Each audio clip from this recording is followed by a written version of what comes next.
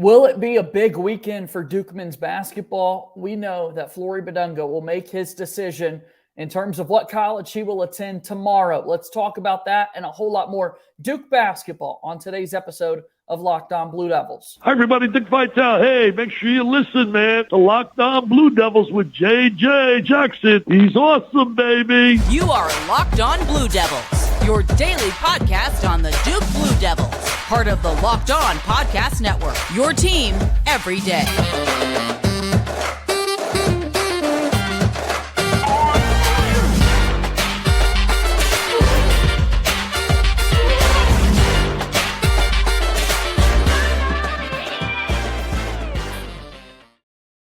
Hello, everybody, and welcome into another episode of the Locked On Blue Devils podcast. My name is JJ Jackson, and it's so great to have you here with us on this Friday, August 11th, 2023. Excited to talk about everything going on in the life of the Brotherhood basketball program. A big recruiting decision set to take place tomorrow night. We'll talk about Emanuel Dildy as he is, finalizing his first few weeks on the job as the Duke basketball assistant coach, made an appearance on the Brotherhood podcast, and let's just talk hoops. That's something we love to do here on the show, and my good buddy Raul Clement from the Devil's Den podcast joins me on the show here today. If you haven't done so already, please be sure to follow and subscribe to Locked On Blue Devils for free wherever you get your podcasts. We are there for you. Make sure that you like this video on YouTube, subscribe to our YouTube channel, leave us a 5-star rating and written review on your podcast platform of choice, and follow us on Twitter at LO_Blue Devils. I'm on Twitter at _JJ_Jackson_.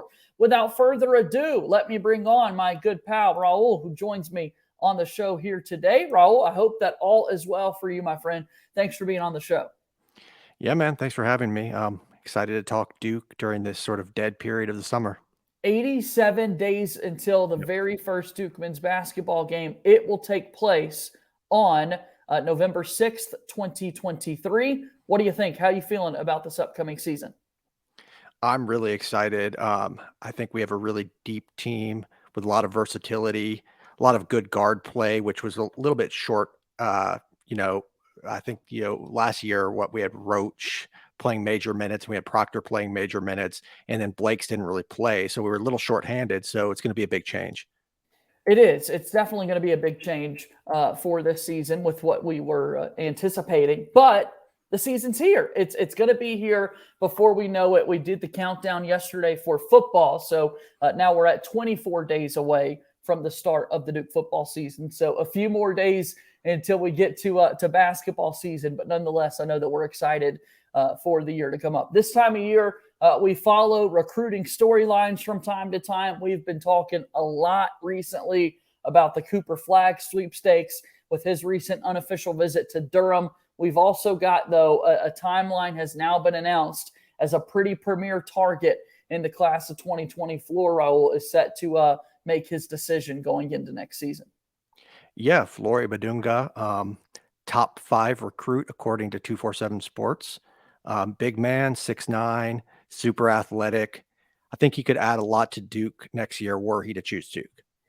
Yes, and he's down to 4 schools left on Saturday at halftime of the Elite 24 game on ESPNU. This is an Under Armour event at halftime. It appears as though we're going to get the college decision. So we've seen some of these before in Duke's favor. I'm curious the format. I wonder if it's walk over to the scores table setup that we've seen before, typically after the game, but to be at halftime of a competition that's taking place, what is this going to look like, Raul? I'm really intrigued. Yeah, I'm guessing he'll kind of sit with the announcers there maybe and kind of make his announcement there, but who knows? I don't know. I'm curious to see what happens. Duke's in good position, though, according to all the rumors I've been reading and just stuff I've just seen around on the internet. I don't have any kind of inside knowledge on it, but just that's the buzz, at least. What do you know about the player from what you've watched of him, what you've read about him? What type of player would this be for Duke to get in their 2024 class?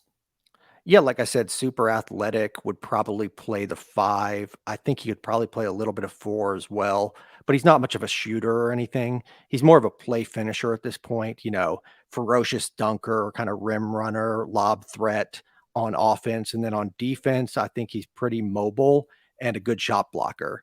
So kind of, in the vein of Derek Lively, but obviously he doesn't have Lively's enormous wingspan, but maybe even a little bit more athletic. And yeah, I mean, if we've got any ounce of athleticism at that spot, we've seen kind of the difference and impact that those players can make in terms of size. As you mentioned, a few inches off of Lively or Mark Williams, even that we've seen. I'd love to be able to make a Sean Stewart comparison here with what to expect from a 5-man kind of filling that role. But we haven't even seen Sean Stewart play his first couple of games there with Duke basketball. So really curious to see how all of this comes together if Bidunga were to commit to Duke basketball. Yeah, I mean, I think even if he does commit, there's going to be minutes for Sean Stewart, because when you look at the big man rotation next year, you would expect Filipowski to be gone to the pros, and we know Ryan Young is going to be gone.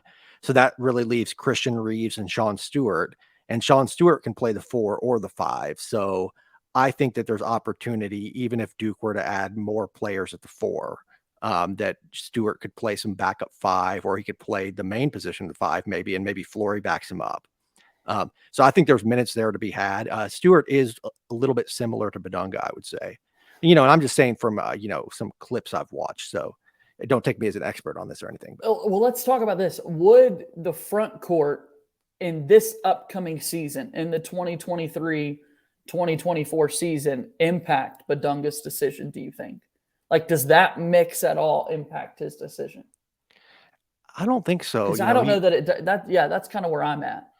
Because, he's a top 5 recruit. I don't see him being kind of scared off, maybe the wrong terminology there, but I don't see him being, worried about Stewart or Reeves particularly. And again, there are 40 minutes available there. So it's, and it's not like he's going up against another top 5 prospect. To me, that's when somebody gets pushed away, when you already have like a top 5 or top 10 guy there.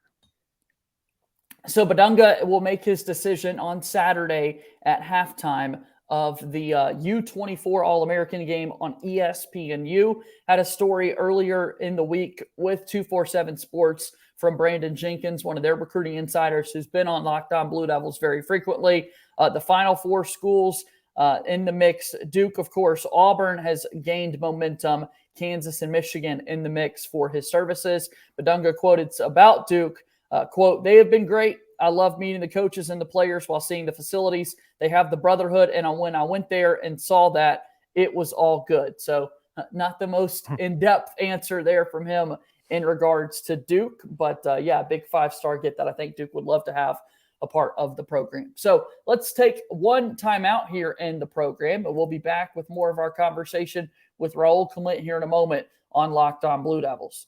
Locked On Blue Devils here today is brought to you by our friends over at eBay Motors. For a championship team, it's all about making sure every player is a perfect fit. It's the same when it comes to your vehicle. Every part needs to fit just right. So the next time you need parts and accessories, head to eBay Motors. With eBay Guaranteed Fit, you can be sure every part you need fits right the first time around. Just add your ride to My Garage and look for the green check to follow the part, or to check and make sure you know the part will fit, or you get your money back. Because just like in sports, confidence is the name of the game when you shop on eBay Motors. And with over 122 million parts to choose from, you'll be back in the game in no time. After all, it's easy to bring home a win when the right parts are guaranteed.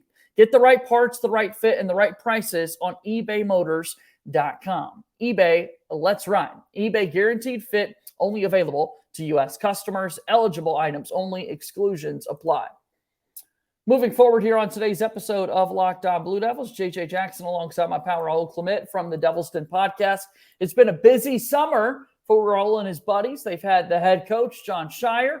Mark Mitchell has been on the program. A lot of big voices in the Duke basketball world has stopped by your show as of late. Give me a little promotion for the podcast and the work that you guys are doing, Raul. Yeah, the Devil's Den podcast. You can find it at thedevilsden.com. You can find it Apple Podcasts, Google Podcasts, Spotify, all the normal places. Yeah, like you said, we've had some big names on the pod this summer. Of course, the biggest being Jon Scheyer, but we've had a lot of other great guests too. So yeah, check it out. I particularly recommend the Scheyer episode. He was really in depth and very open with us. Just a pleasure to talk to you. When you recorded the episode with Jon Scheyer, he did not have an assistant coach on his staff that was going to kind of fill Emil Jefferson's role. He now does. Emanuel Dildy will take over that position on the bench. What did you think of this hire? Well, I love the willingness to go outside the program. He already showed that with Jay Lucas, and he's showing it again with Dildy. And I think just getting diversity of thought in there and diversity of experience is a valuable thing. Now we've got coaches who have coached in how many conferences? When you add up Jay, when you add in Dildy, you've got Dildy coach at Oklahoma, so you've got the Big 10 there, or Big 12 there. He coached at Northwestern, so you got the Big 10. And then you've got the SEC with Jay Lucas. So you've just got a lot of different experience. And, every conference kind of has its own identity. So it's nice to get that all in there in one package. Diversity of thought is something I feel like everyone is trying to incorporate more into their professions, into their everyday life with the people and the circles that, you interact with from day to day. And with that being said, I do think that translates to the basketball court as well. There has definitely been a big benefit from Jay Lucas being on the staff this past season. And so to think about the conferences that Dildy has been a part of, to your point, Raul, and this is even something that Ryan Young talked about with Coach Dildy in the latest episode of the Brotherhood podcast that we would definitely encourage people to go check out and listen to, that, yeah, it does say something to be in other conferences, because at the end of the day, you're trying to be the champion of all of them. You want to be kind of national champs, and Dildy has seen kind of the big brand in different mixes in the conferences that he's been a part of throughout his coaching career. Yeah, like I said, every conference has its own identity. The Big 10 has always kind of been known for bruiser ball. The SEC has always kind of had a lot of like long athletes and been really good defensively. So just kind of getting that experience into the program will let us know how to deal with that, hopefully, when we match up with those schools in the tournament. It was fun to hear Emanuel Dildy talk about his first couple of days. He met up with the team in Chicago on that trip there, and that was something that was not publicized just yet, that folks were Duke didn't want people to know that he was there, but it kind of made sense that he, as a Chicago guy, was able to join the team there in his hometown. There was a trip to McDonald's headquarters, to Hamburger University, meeting with the CEO of McDonald's, who is a Duke alum. And the CEO made a point of the number of McDonald's All-Americans on the team. And Coach Dildy talked about how humbling of an experience it was for him when the CEO of McDonald's is also spotlighting the McDonald's All-Americans on the coaching staff, and Coach Dildy does not get to be a part of that. That's crazy to think about, all of the just incredible basketball players that Duke has had on their staff, or just in their program, and then it also goes all the way up the ladder to the coaching staff as well.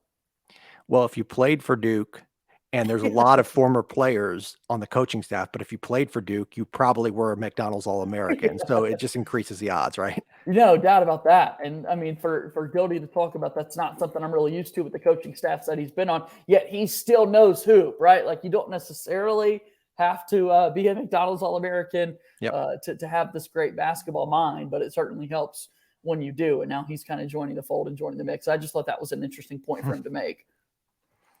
Yeah, I actually used to work in the neighborhood where the McDonald's campus is. So I've been there a couple times. Wow. Okay. That's awesome.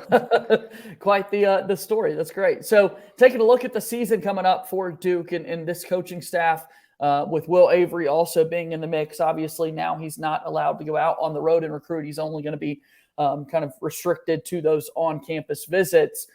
With the big decision coming this weekend with Cooper Flagg visiting campus as of late, it feels as though this staff, they've come together, but they're still able to build off the momentum that John Shire has had in terms of recruiting since he took over as head coach.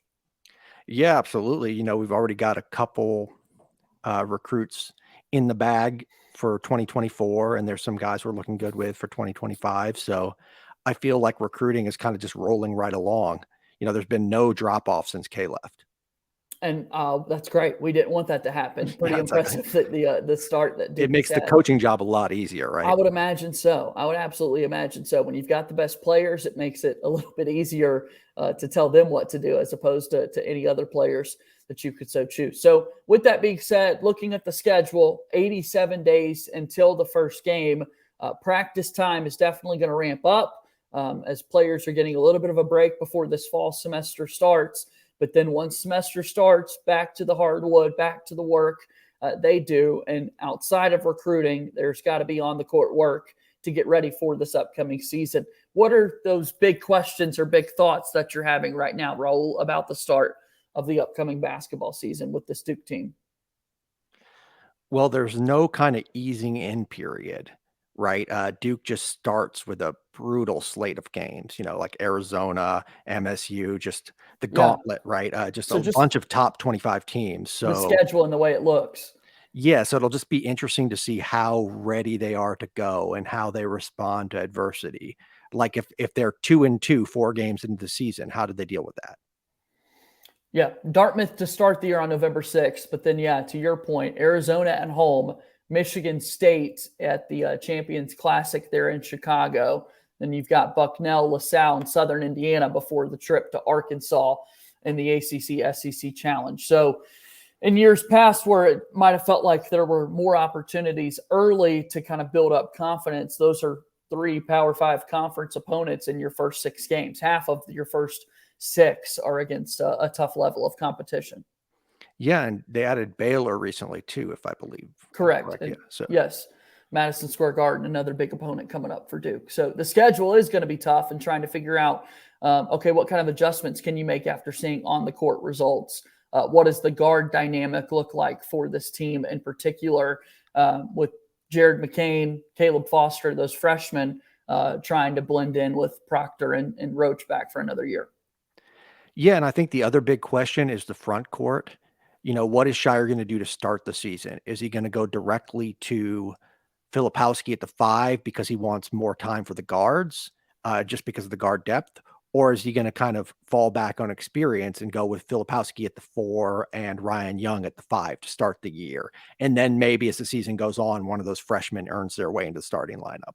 So that'll be interesting to see. My guess would be that he starts with Filipowski and Young, and then slowly as the season goes on, just like last year, Young's minutes might reduce a little bit, but it's really up in the air. It is, because I'm sitting here thinking, first thought for me, Raul, would probably, I feel like when you've got all of these practices leading into the year, and the talent on your team, it's hard to think of, that scenario in which those freshmen don't make a big statement for early playing time, right? With the workouts that are in place, It's going to be really hard to tell some of those players, yeah, you got to wait your turn a little bit.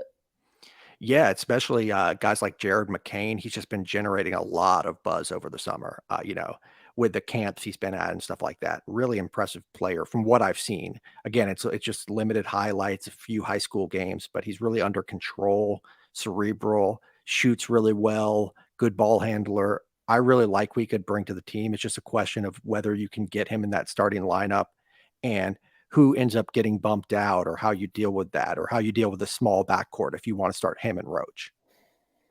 I think that you could potentially see a lot of those kind of guard combinations, obviously, with the volume of players are there. This time of year, also a lot of thoughts on how deep the bench is going to be, right? Like, I'm someone who still has a ton of stock in Jaden Schutt and occupy a lot of land over there on the Schutt Island, and want to see what his sophomore year looks like with that outside shooting. Like, does someone like him get a chance to factor in? I'm optimistic right now that he will, Raul, but I don't know. I hope that's the case for Jaden.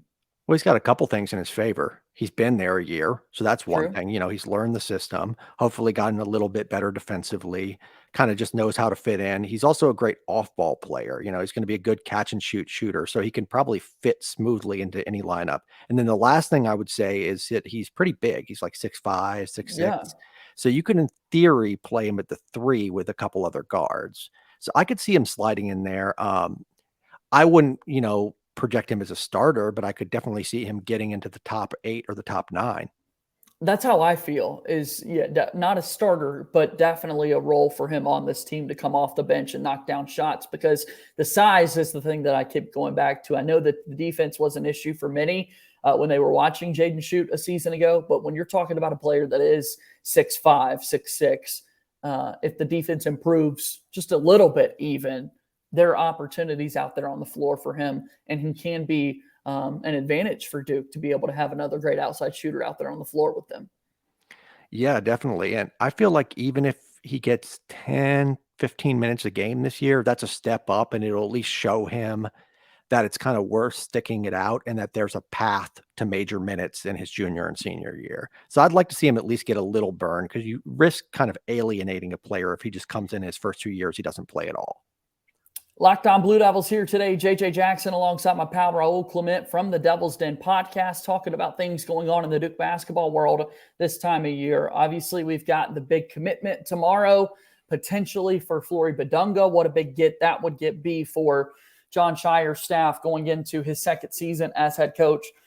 Also tomorrow, Team USA is back in action with an exhibition game ahead of the 2023 World Cup. They're set to take on Slovenia, as USA has, of course, Paulo and Brandon Ingram on the squad. What do you think of that matchup, Raul? Yeah, I watched their first exhibition game, and I liked what I saw. Yeah. Paulo looked great. Ingram looked great. I mean, the whole team did, but they've got a lot of versatility. They've got defenders. They've got pure kind of offensive players. They've got good guard play with Halliburton and Brunson, just kind of steady guys who don't make mistakes. I liked Paulo. He played a lot at the 5 in that game, and he was kind of pushing the ball in transition. I thought that was a good look for them. Only a 7-point lead for Team USA at halftime in that game earlier this week against Puerto Rico. But then in the second half, there was a 39-8 run. There was also a stretch where it was a 20-0 run, and that was more reassuring. When it was just 7 points at halftime, Raul, I think a lot of our country might have been a little alarmed if that score had held for the rest of the game. Yeah, they were struggling a little bit with Puerto Rico's kind of tiny guards. Tremont Waters, who, if you recall, Duke actually recruited ages ago at this point. But, what was that, 2015, 2016, something like that. But yeah, he was kind of carving them up in the pick and roll a little bit. But once they got that together, once they got that under control and were able to kind of pressure their ball handlers a little bit more and get out and run, they looked great. So looking at this team, again, a tune-up again tomorrow against Slovenia, a few more exhibitions before they jump into the FIBA World Cup. Tomorrow's a tough cover in Luka for Slovenia's squad. But when you look at what this team has, with 0 players that have senior men's national team experience prior to this tournament, and knowing that you're coming off the worst finish ever in USA men's basketball competition at the World Cup in 2019 with the 7th place World Cup finish. You feeling optimistic about this squad though, Raul? Yeah, I just think it's a better constructed team than that previous FIBA team. That previous FIBA team just had a lot of holes. They'd had some nice top-end talent that maybe this team doesn't, but I just like this team's overall construction. And I just really, I trust in Kerr as a coach. He's a great coach. So I think they'll get it done. I think so too. I'm excited to watch Team USA basketball and what they're able to do over the next few weeks, and hopefully the country can bring home gold once more. So, Raul, this was a fun conversation. Here we are 87 days away from Duke men's basketball. Certainly not going to be your last visit here on the podcast. Really do appreciate your thoughts and insight. Thanks for stopping by here today. Yeah, no problem. Appreciate it, man. That's Raul Clement from the Devil's Den podcast, and he's joining us here on today's show. And that's going to do it for our program here today as the week comes to a close. Another fun week coming to you on Monday with Locked On Blue Devils. Hopefully we're reacting to a commitment from Flory Bidunga tomorrow night in that U24 game. That's going to do it for today's episode of Locked On Blue Devils. As always, go Duke. I'll talk to you on Monday. My name is JJ Jackson. Thank you and good day.